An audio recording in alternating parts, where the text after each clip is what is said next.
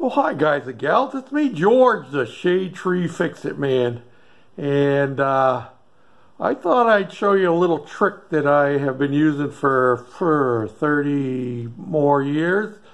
It's called a saw guide. Well, it's nothing new, but it's something you can make instead of having to spend $50, $60, $80, $100 to buy one. It's nice to have an aluminum one. But this one has been working for me well for 30 plus years. And all it is a piece of 1/4-inch plywood and a cleat that is perfectly straight. In this case, it's a piece of 1x2, probably 2.5 inches wide, 1.5 inches wide, whatever.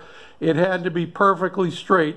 And then what I did was I snapped a line on the piece of plywood, and I didn't rip the plywood down to width first.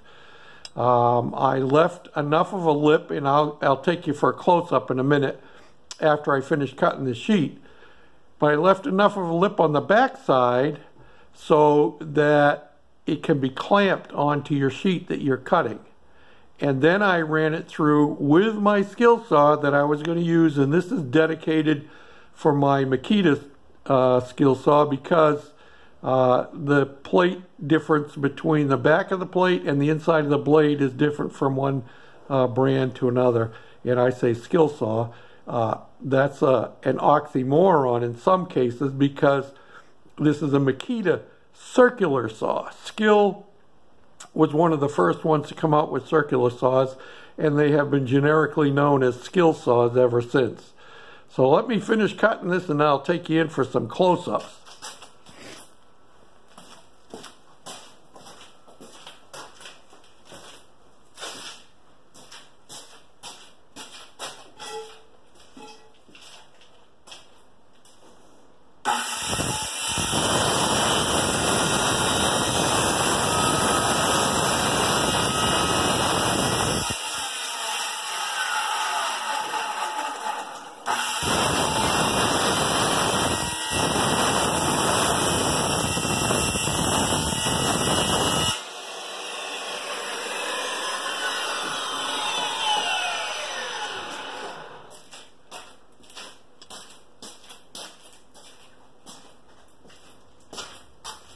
Let me bring you right over there up close so you can see what's going on.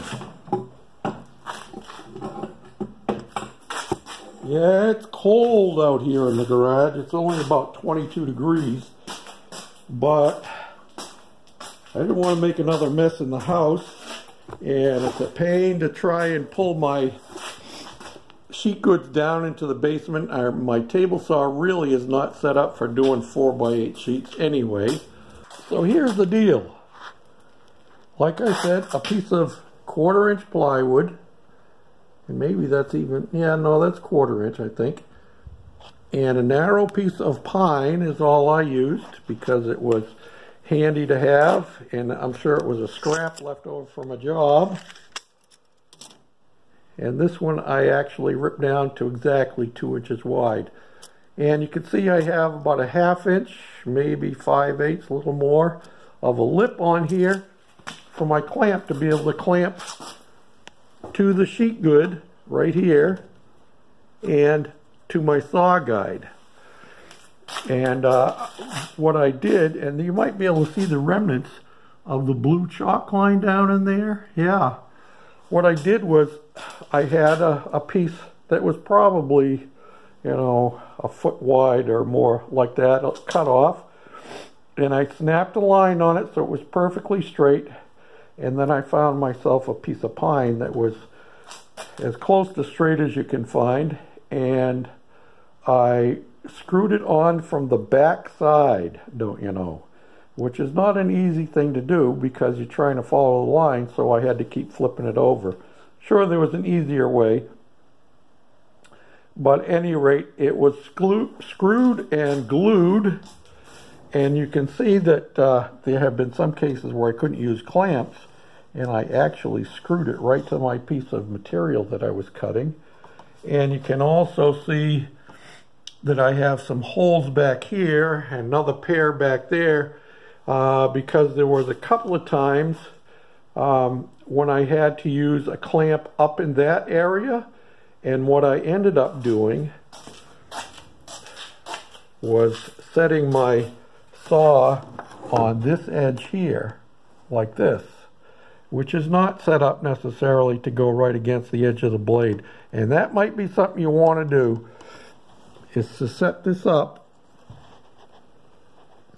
so that your saw blade goes right up against the edge of your plywood on this side as well, give you a little more support.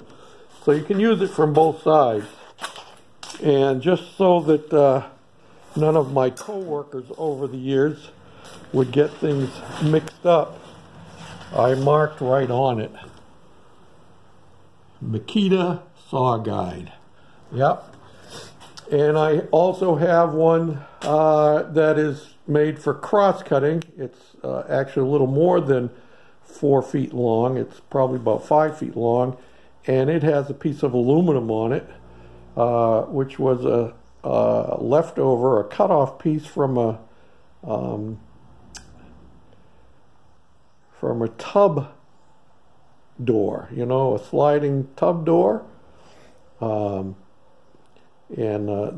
was perfectly straight, of course, and that made it easy to screw that in place and get it right. And I did the same things, put it on a piece of plywood that was a little bit wider and a little longer than I needed. And then after getting my guide on, you just take your saw, put it on there and run it right down, and it makes this exactly straight and exactly the width between the inside of your blade and the side of your guide.